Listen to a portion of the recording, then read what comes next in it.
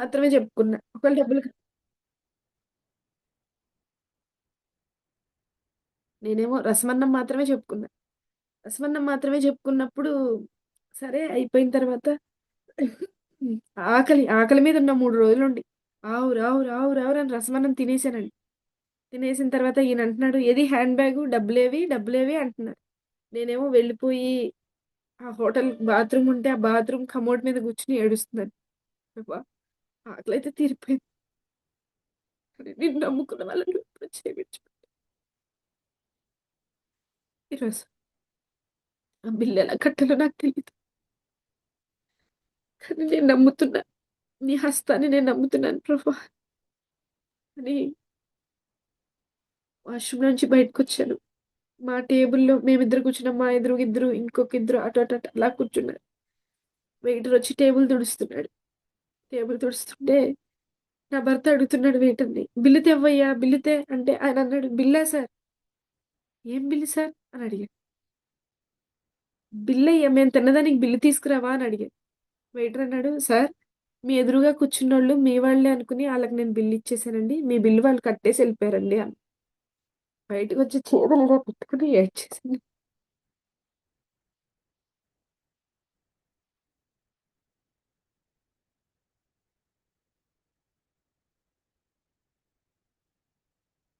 ఈ మాట నేనెందుకు చెప్పానంటే చాలా సార్లు ఖాళీ కుండ పోయడానికి ధైర్యం సరిపోదు. కానీ నిజంగా నువ్వు పోస్తే, ఆ ఖాళీ కుండ గనుక పోస్తే ఖచ్చితంగా ఆ కుండలో నూనెని దేవుడు తీసుకొస్తాడు. నువ్వు నిలబడితే ఆయన అద్భుతం చేస్తాడు. నమ్ముతున్నాడు ప్రభువుని. నీ కాలేజ్‌లో నమ్ముతున్నాడు. నమ్మి నీకు లక్షలిచ్చాడు. నమ్మి నీకు కోట్లిచ్చాడు. నమ్మి నీకు కృపనిచ్చాడు దేవుడు. ఎంతోమంది, ఎంతోమంది కష్టపడుతున్నారు. పని చేస్తున్నారు. పరిచర్య చేస్తున్నారు. వాళ్ళని సహకరించడానికి నమ్మాడు దేవుడు. వాళ్ళకి వాళ్ళ ట్రావెల్‌కి హెల్ప్ చేయడానికి దేవుడు నమ్మాడు మనల్ని. ఈరోజు అడుగుదాం ప్రభువుని. విశ్వాసం ఉంది అంటే సరిపోదు. ఆ విశ్వాసానికి తగిన క్రియ మనం చేయాలని ఈ మాట ద్వారా నేను చెప్పాలనుకుంటా. అడుగుదాం ప్రభువుని. ప్రభువా! ఈ పరిస్థితి ఉంది. నిజమే నాకిచ్చావు. ఉద్యోగం ఇచ్చావు. నా ఉద్యోగం ద్వారా నేను నమ్మి ఉద్యోగం ఇచ్చావు. నా ఉద్యోగం ద్వారా ఎంతమంది మిషనరీలని పోషిస్తున్నా, ఎన్ని సంఘాలు కడుతున్నా ప్రభా! సమయం ఇచ్చావు. ఆ సమయం ఉపయోగించుకొని రీల్స్ చూసుకుంటున్నానా? చాటింగ్ చేసుకుంటున్నానా? లేకపోతే ఆ సమయాన్ని ఉపయోగించుకొని ఇంకెవరికన్నా నేను సువార్త చెప్తున్నానా? లేకపోతే వాక్యం చదివి నీకు నేను దగ్గరవుతున్నానా? ప్రభువు నమ్ముతున్నాడు. God is trusting you. ఈ దేశంలో నిన్ను నన్ను ఉంచాడు ప్రభు ఎందుకో చెప్పనా? నమ్మాడు ప్రభు. నా బిడ్డలు రాత్రింబగళ్ళు కన్నీరు గారుస్తారు. ఈ దేశం కోసం, రాష్ట్రం రక్షణ కోసం ప్రార్థన చేస్తారు. మనమేమో శుభ్రంగా 3 సార్లు తింటాం. రాత్రి పూట పడుకుని పోతాం. నిద్ర సరిపోలేదంటే. ఈరోజు ప్రభు మనల్ని అడుగుతున్నాడు. ఖచ్చితంగా రేపు లెక్క అడుగుతాడు. నీ పరిస్థితుల్లో నేను నీకిచ్చా. నువ్వు అడిగినప్పుడు ఇచ్చా గదా! నువ్విప్పుడు నిలబడుతున్నావా? నిలబడగలవా? నిలబడగలమా? నేను మిమ్మల్ని ప్రశ్నించి సవాలు చేసే అంత వయస్సు, అంత అనుభవం నాకు లేదు. కానీ నేనైతే నమ్ముతున్నా. ఈ మాట ద్వారా దేవుడు మనతో మాట్లాడుతున్నాడని నమ్ముతున్నా.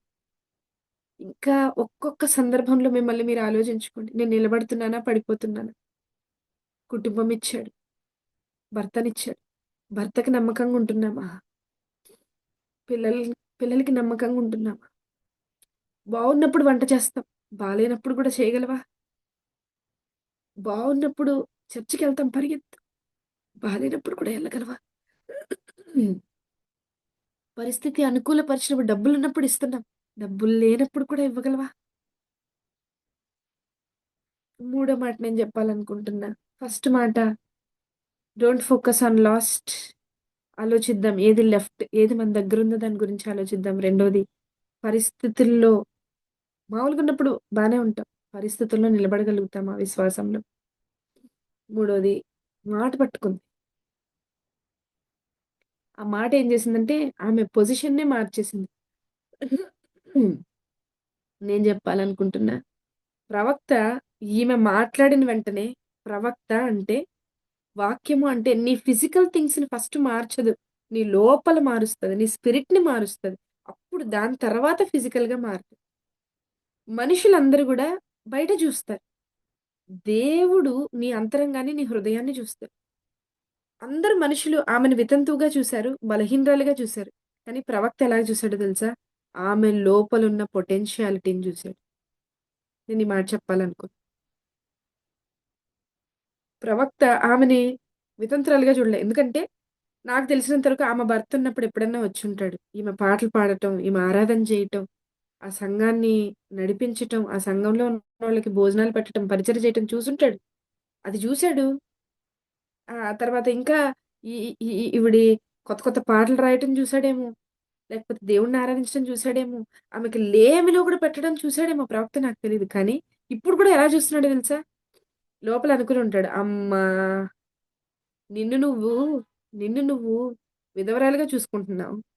కానీ నేను నిన్నెలా చూస్తున్నానో తెలుసా? నేను నిన్ను డిఫరెంట్‌గా చూస్తున్నా. నీ లోపల ఏ పొటెన్షియాలిటీ ఉందో తెలుసా?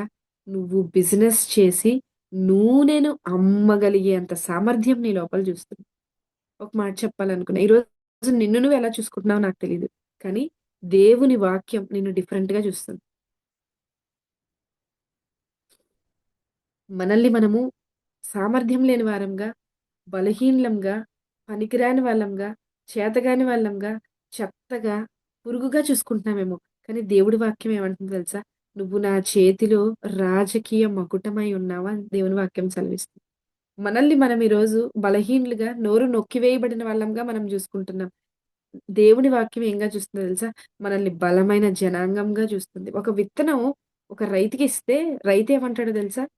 మనం ఒకవేళ డాక్టర్‌కిస్తే డాక్టర్ ఏమంటాడంటే, లేదు మన చేతిలో ఉంటే విత్తనం నోట్లో ఏసేసుకుంటాం. బాదం గింజ ఉంటే టప్‌మని నోట్లో ఏసేసుకొని నమిలి మింగేస్తాం. అదే బాదం గింజ ఒక రైతు చేతికిస్తే రైతేమంటాడో తెలుసా? నేను ఈ బాదం గింజ నాటుతాను. వచ్చే సంవత్సరమో, ఇంకొక 5 సంవత్సరాలకో చాలా బాదం గింజలు ఇందు లోపల చూస్తున్నాను నేను అంటాడు. అదే ఒక బాదం గింజ తీసుకెళ్ళి ఒక ఇస్తే ఏమంటాడో తెలుసా? దీని లోపలున్న డీఎన్ఏని నేను బయటికి తీసి ఒక పెద్ద ఫారెస్ట్‌నే సృష్టించగలను. ఒక్క మాట చెప్తా. ఒక విత్తనాన్ని ఒక మనిషి తినేటట్టు చూస్తున్నాడు. ఒక విత్తనాన్ని ఒక డాక్టరు న్యూట్రిషన్ చూస్తున్నాడు దాని లోపల. ఒక రైతు ఏం చూస్తున్నాడంటే ఒక చెట్టుని జూస్తున్నాడు. ఒక సైంటిస్టు ఆహ్, ఒక అడవిని జూస్తున్నాడంటే, దేవుడు నీ లోపల ఏం జూస్తున్నాడో దెలుసా? ఒక గొప్ప తరాన్ని చూస్తున్నాడు. యెహోషువని పైకి మాత్రమే, కానీ యెహోషువ లోపల దేవుడు ఒక తరాన్ని జూసాడు. మోషే పైకి మాత్రమే, మోషే లోపల దేవుడు ఒక తరాన్ని చూసాడు. రూతుని అందరూ బలహీనంగా జూస్తే ప్రభు అన్నాడు, "నా తరములో ఉండవలసిన నువ్వు ఒక బలమైన స్త్రీ" అన్నాడు. హన్నమ్మని అందరూ అన్నారు. "నీ గర్భఫలం బలహీనం." డాక్టర్స్, గైనకాలజిస్ట్‌లు అందరూ చెప్తే ప్రభు అన్నాడా, "హన్నమ్మ అది లోకం పైకి చూస్తుంది. నీ గర్భాన్ని పైకి చూస్తున్నారు. కానీ నీ గర్భము లోపల పొరల్ని నేను చేశానే. నేనెలా చూస్తున్నానో తెలుసా? నువ్వు ఒక ప్రవక్తకి సమూయేలు అనే ప్రవక్తకి జన్మనిస్తే, ఆ ప్రవక్త దావీదుని అభిషేకిస్తే, దావీదులో నుంచి దావీదు కుమారుడైన నేను అభిషేకంతో బయటికి రాబోతున్నా హన్నమ్మ. నేను నిన్నంత స్ట్రాంగ్‌గా చేశా." అంటే మనిషి తత్వాన్ని చూస్తాడు. మనిషి కెపాసిటీని చూస్తాడు. దేవుడేం చేస్తాడో తెలుసా?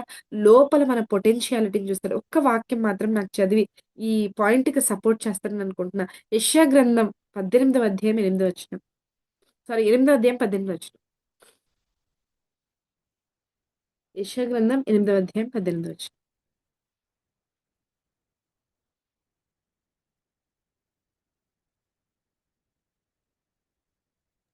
ఇదిగో 8 కదమ్మా! నేనును యెహోవా నాకిచ్చిన పిల్లలను సీయోను కొండ మీద నివసించు సైన్యములకు అధిపతియగు యెహోవా వలన హ్మ్. సూచనలుగాను హ్మ్. మహత్కార్యములుగాను ఆ! ఇశ్రాయేలీయుల మధ్య ఉన్నాము. చాలు. చాలు. చాలు. ఈ మాట తీస్తే నాకు ఏ మాటైనా దాన్నేమంటారు? ఆ సర్జరీ చేస్తారు, డిసెక్షన్ చేస్తారంట కదా! ఒక్కొక్క పార్ట్ తీస్తే ఈ వాక్యం చాలా పెద్దదయిపోద్ది. ఇదే ఒక పెద్ద ప్రసంగం. ఒక 4, 5 రోజుల ప్రసంగం వెళ్తది. నేను దాన్ని పెద్దది చేయదలుచుకోలేదు. ఒక చిన్న మాట చెప్తాను.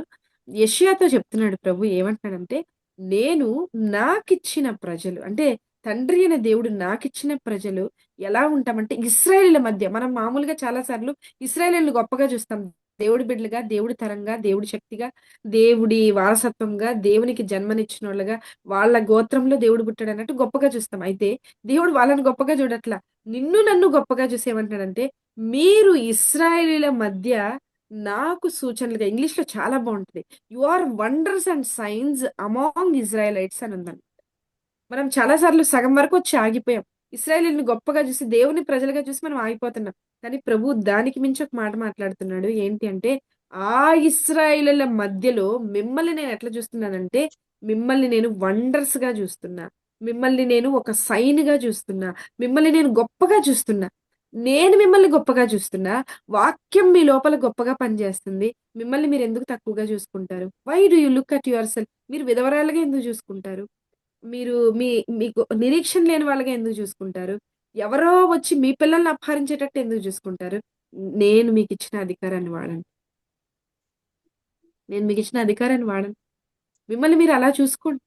మీరు దేవుని చేతిలో నేను చాలా సార్లు అనుకునేదాన్ని కాలేజ్‌లో ఉన్నప్పుడు ఏదన్నా జరిగినా సి జీ సీనియర్స్, జూనియర్స్ గొడవలు జరిగితే కొద్దిమంది స్టూడెంట్స్‌కేమో పేరెంట్స్ వచ్చేవాళ్ళు. నేను అనుకునేదాన్ని ప్రభు మాకెవ్వరు రారు. పేరెంట్స్ ఎవ్వరు రారు గదా ప్రభా! నా కోసం వచ్చేవాళ్ళు ఎవ్వరు లేరు కదా ప్రభా! అని అనుకునేదాన్ని.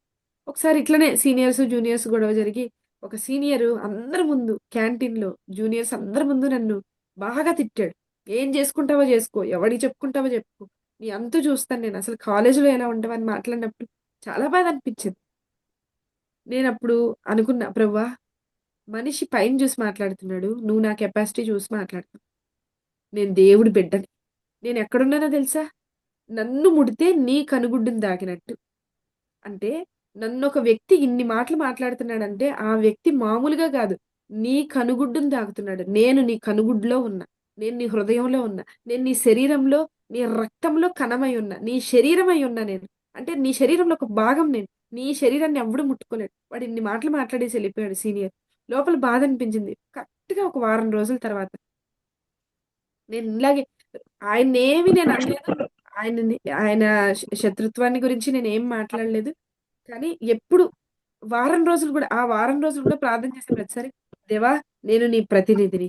నేను నీ పరలోకపు ప్రతినిధిని. నేను నీ బిడ్డని. నువ్వు నా తండ్రివి. నువ్వు సింహాసనం మీద కూర్చొని న్యాయం జేస్తావు. నువ్వు న్యాయం జేసే దేవుడివి. నా పక్షాన నువ్వు మాట్లాడే దేవుడివి. నా పక్షాన నువ్వు నిలబడే దేవుడివి అని ప్రార్థన చేయడం మొదలుపెట్టా.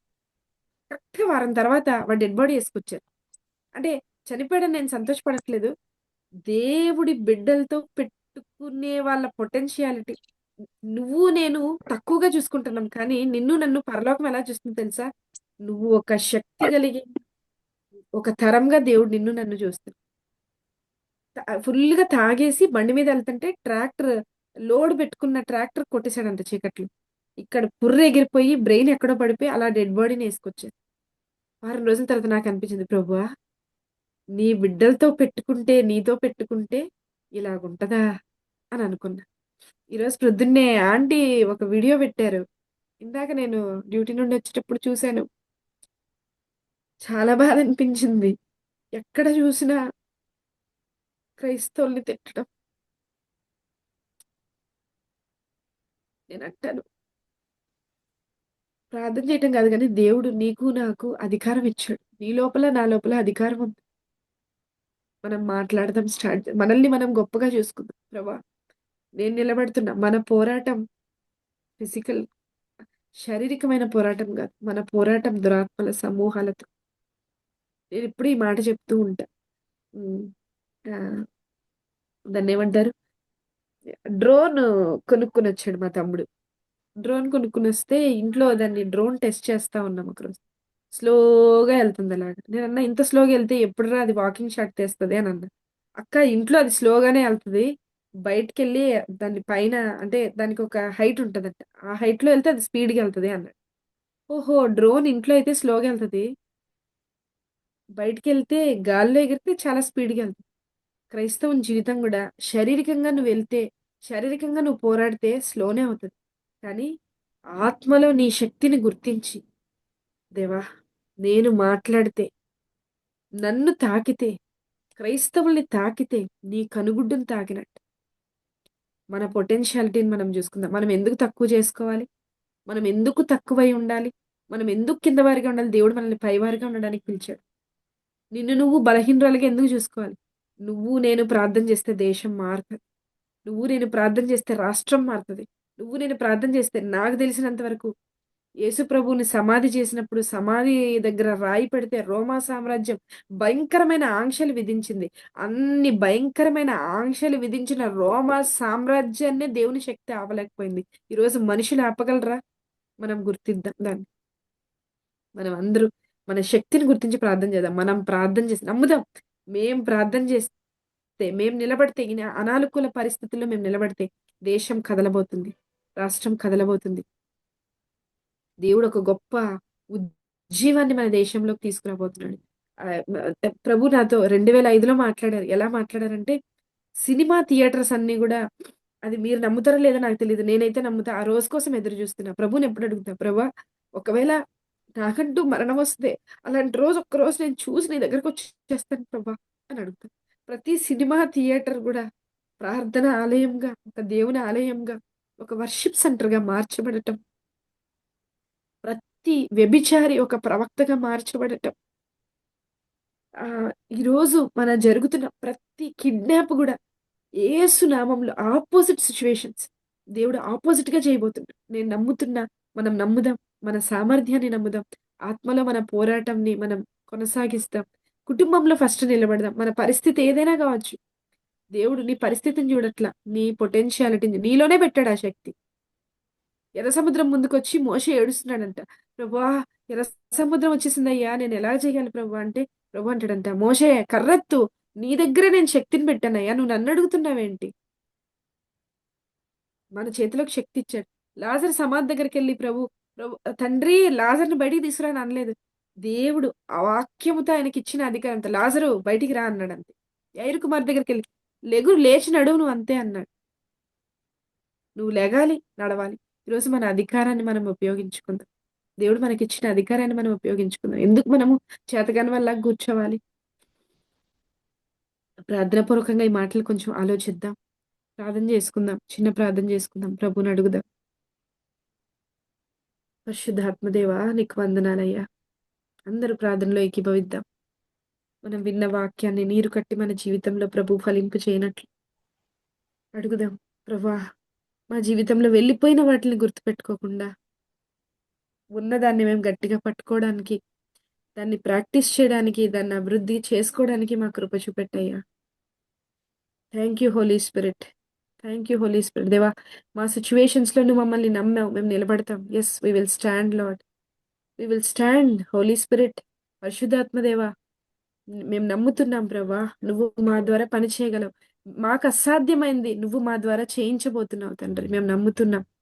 దేవా! నువ్వు మాకిచ్చిన ఉద్యోగమైనా, నువ్వు మాకిచ్చిన డబ్బైనా, అకౌంట్స్ అయినా, హోదా అయినా, పరిస్థితులైనా, వేటిలైనా నువ్వు మమ్మల్ని నమ్మావు. ఇంకొక సంవత్సరం ఇచ్చావు మా జీవితంలో. పరిస్థితులు కొన్ని మా చుట్టూ ఉన్నాయి ప్రభా! దాంట్లో మేమేం చేయాలో మాకు నేర్పించండి. దేవా! మేము ఎలా విశ్వాసంతో నిలబడాలో, ఎలా విశ్వాసంతో దేవా! నీ వాక్యం సెలవిస్తుంది గదా!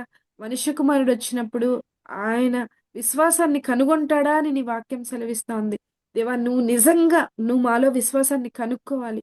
దావీదులో విశ్వాసాన్ని చూసాం. మోషేలో విశ్వాసాన్ని చూసాం.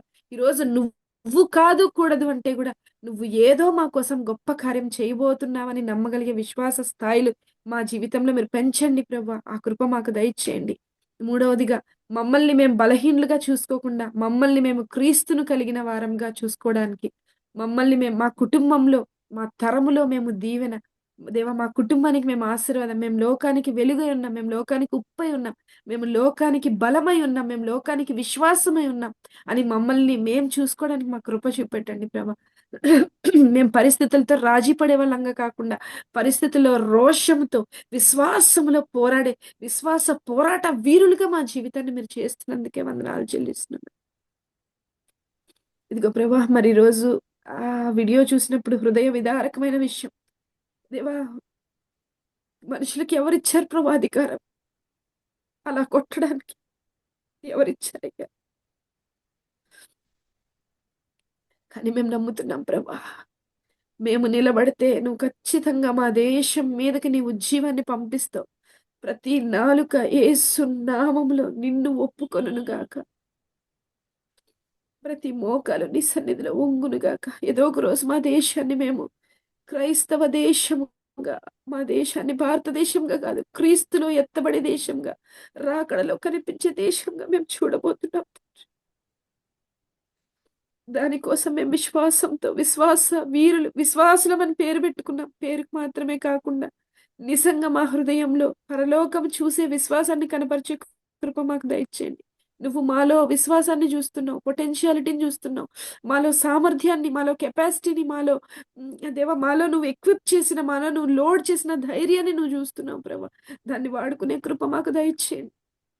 గత సంవత్సరం లాగా ఈ సంవత్సరాన్ని మేము వేస్ట్ చేసుకోకుండా ప్రభా, ఈ సంవత్సరాన్ని మేము వాడుకుని అనేక మందికి ఆశీర్వాదకరంగా, మా జీవితం అనేక మందికి దీవెనకరంగా, మొట్టమొదట మాకు మేము దీవెనకరంగా ప్రభా, మా కుటుంబానికి దీవెనకరంగా, మా పరిస్థితి బాగున్నా లేకపోయినా మా కుటుంబం కోసం నిలబడి వంట చేయడానికైనా, నువ్వు మాకు అప్పగించిన బాధ్యతలు చేయడానికి మమ్మల్ని ప్రేరేపించి లేపమని అడుగుతున్నామయ్యా. నువ్వు మాకిచ్చిన ఆ విశ్వాసాన్ని మేము వాడుకుంటున్నాం. మేము నీ కళ్ళల్లో ఉన్నాం. నీ కనుపాపను తాకినట్టే మమ్మల్ని తాకితే ఈ దేశాన్ని నీ చేతులకు అప్పచెప్తున్నాం. రాష్ట్రాన్ని నీ చేతులకు అప్పచెప్తున్నాం. దేవా, నేను మాట్లాడుతున్న నీ బిడ్డగా ప్రతి వ్యభిచారి యేసు నామములో ఒక ప్రవక్తగా లేపబడును గాక. దేవా, ప్రతి దొంగ ఒక ఆత్మ సంపాదకుడిగా లేపబడును గాక. ప్రతి సినిమా థియేటర్స్ యేసు నామం నీ ఆలయాలుగా మార్చబడుతున్నాయ్యా. దేవా, ప్రతి నామం నీ నామము క్రింద వంగబడుతుంది. యేసు నామములో మాట్లాడుతున్నది ఆ రోజులు మేము చూడబోతున్నాం. మేము నమ్ముతున్నాం, విశ్వాసంతో నిలబడుతున్నాం. నీ అంత ఈజీగా ఉండదు అవతల. దేవానికి వందనాలు ప్రభు. నీ అంత ఈజీగా దేవానికి వందనాలు. మ్యూట్ చేసుకో. నీ కృపలో ప్రభా మమ్మల్ని దాచుకుంటున్నందుకే నీకు వందనాలయ్యా. నువ్వే మాకు గొప్ప రక్షణ ప్రభా. నువ్వే మాకు ప్రొటెక్షన్ ఇస్తున్నావయ్యా. మరి నీ కోసం నిజంగా పనిచేస్తున్న దైవ సేవకులు ఇంకా లేపండి. ఉజ్జీవంతో రేపబడే వారిని లేపండి ప్రభా. యవనస్తుల్ని తాకండి. రీల్స్ లో చాటింగ్ లో టైం వేస్ట్ చేసుకుంటున్న ప్రతి యవనస్తుని దర్శించండి. తాకుతున్నారు ప్రభా. ఇదిగో తండ్రి, మేము వారి కోసం ప్రార్థన చేయబోతున్నామయ్యా. వారి హృదయాల్ని మీరు తాకండి, వారి జీవితాల్ని తాకండి, కుటుంబాల్ని తాకండి. మా యవ్వనస్తులు మంచి శూరులుగా, మోషేలుగా, దానియేలుగా, ఎజ్రా, నెహెమ్యా, మీకా, ఎస్తేరులాగా లేపబడుదురు గాక. మా బిడ్డలు ఆశీర్వదించబడి దీవించబడుదురు గాక. రోషం కలిగి లేపబడుతున్నారు ప్రభా. అనేక మంది క్రైస్తవులు లేపబడుతున్నారు తండ్రి. నీ శక్తిని చూపించే దేవా, ఇదిగో తండ్రి, భక్త్ సింగ్ అంకుల్ లాంటి వాళ్ళని, నీ శక్తిని చూపించే సాధు సుందర్ సింగ్ లాంటి వాళ్ళు, నీ శక్తిని చూపించే బిల్లీ గ్రామ్ లాంటి వాళ్ళు మీరు లేపుతున్నందుకే నీకు వందనాలు. దేవా, మేము ప్రార్థన చేయట్లేదు, మా అధికారాన్ని వాడుకుంటున్నాం తండ్రి. యేసు నామములో అది జరుగునుగా కానీ ప్రకటిస్తున్నానయ్యా. ముఖ్యంగా మా కుటుంబాలు దీవించబడుతున్నాయి, ఆశీర్వదించబడుతున్నాయి. పరిస్థితుల్లో నిన్ను చూస్తున్నాం. పరిస్థితుల్లో కృంగిపోవారంగా కాదు, పరిస్థితుల్లో విశ్వాసంతో నిలబడేటట్టు నువ్వు మమ్మల్ని నమ్మావు ప్రభా. మేము నిలబడబోతున్నాం, మేము సాధించబోతున్నాం, విశ్వాసంలో పోరాడబోతున్నాం తండ్రి. మమ్మల్ని విశ్వాస యోధులను పిలిచావు. ఆ పేరుకు తగ్గ జీవితాన్ని మేము జీవించబోతున్నామయ్యా. అట్టి కృపను మాకు మీరు అనుగ్రహించమని దేవా. మరి వాక్యం విన్న ప్రతి బిడ్డ జీవితాన్ని, ఈ వాక్యం వాళ్ళ స్పిరిట్ లోకి ఎంటర్ అవ్వనుగా, వారి ఆత్మలోకి వెళ్ళి కార్యము జరిగించి, నేను ప్రభా మరి డిస్కనెక్ట్ అవుతున్నా కానీ నీ బిడ్డలు ప్రభా కంటిన్యూగా నీ కొరకు నిలబడే సాధనాలుగా, నీ కొరకు బలమైన ఆయుధాలుగా, నీ కనుపాపలుగా, నీ చేతి రాజకీయ మకుటల్లాగా దేవా, నీ చేతిలో సాధనాల్లాగా, నీ పాత్రలుగా మేము వాడబడి నీ శక్తిని ఈ లోకంలో చూపించే దేవా బిడ్డలుగా, యోధులుగా మమ్మల్ని చేస్తున్నందుకే నీకు వందనాలు చెల్లిస్తూ మేము నమ్ముతున్నామయ్యా. మీకే మా జీవితాల ద్వారా మహిమ, ఘనత, ప్రభావములు చెల్లిస్తూ యేసు వారి నామం పేరట అడిగి జవాబు పొంది ఉన్నాం పరమ తండ్రి. ఆమేన్.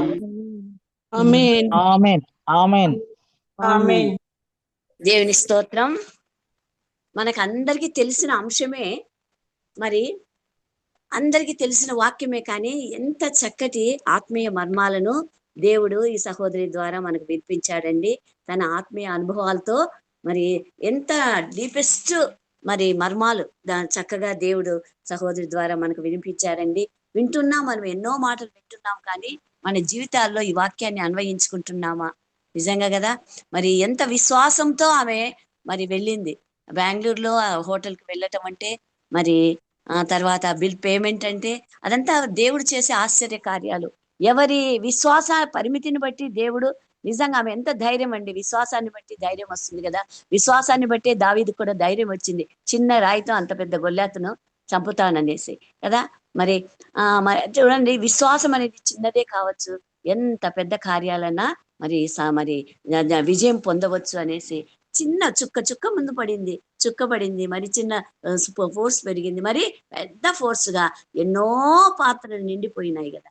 మరి మన ఆత్మీయ జీవితంలో కూడా ఈ వాక్యం ద్వారా మనము ఆత్మీయంగా రోజు రోజుగా ఎదుగుతూ ఆయనకి ఇష్టలుగా జీవించాలని మరి సహోదరి ఎంతో భారంతో, ఎంతో ఆత్మీయ వేదనతో ఈ వాక్యం చెప్పిందమ్మా.